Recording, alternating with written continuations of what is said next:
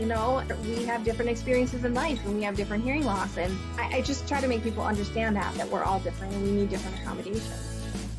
A lot of the issues that we do see within the community, especially right now, is just trying to understand the hearing loss community and having people who can hear understand what it's like being part of the hearing loss community. And that's where I come and do deaf sensitivity training. Because I want people to understand what it's like. There are many deaf and hard of hearing people who grew up not using sign language. Everybody communicates in a different way.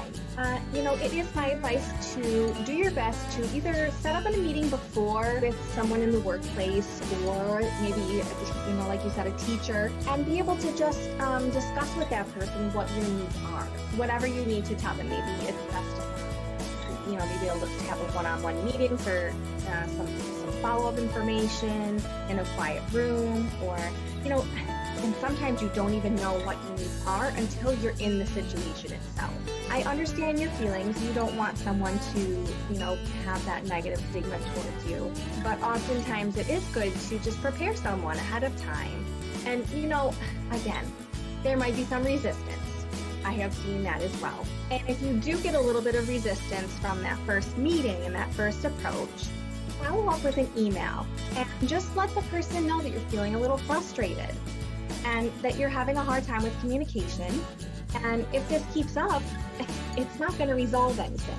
So, it's best to be able to have that communication regularly so that there are no issues going forward. My best advice is once you finish a meeting, always email a recap of what was discussed. Just say, hi, I just wanted to email and follow up and make sure I understood what was discussed in our meeting.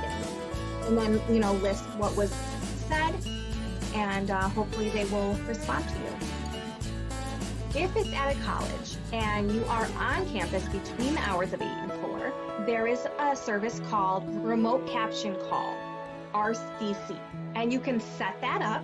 I believe each state has their own relay service. So, each state might have a different service. One service might use Sprint, another service might use Hamilton relay service. So it depends on the relay service. But you could contact them. You can look up RCC, and once you get in, you can sign up for maybe class every Tuesday from 11 to 12:30. And you will have someone who will listen in to the class, either call into a phone and you just have your phone there or whatever, and they will listen and they will type everything that is said, and you can have a laptop there or a device there, and the captions will show up right there in real time. So that's one suggestion. Another suggestion would be to request CART services. For CART services, you would actually have someone come into the classroom with you, and they would sit on the side of the room, and there would be a screen or a computer that they would have that you would just be looking at, and they would be typing everything that's saying, and again, the captions will come up on either the screen or on the computer device. Both of those services can be requested, and each college should have their own disability office. So you could go into the disabilities office and say, I want CART in my classroom. I can't understand the teacher 100% of the time, and I'm struggling. And again, they must follow that request. Colleges are typically pretty good with providing disability services requests. But again, it also depends on your needs, and you have to let them know. They're not going to assume what your needs might be. The ADA does cover movies as well, just so you are aware.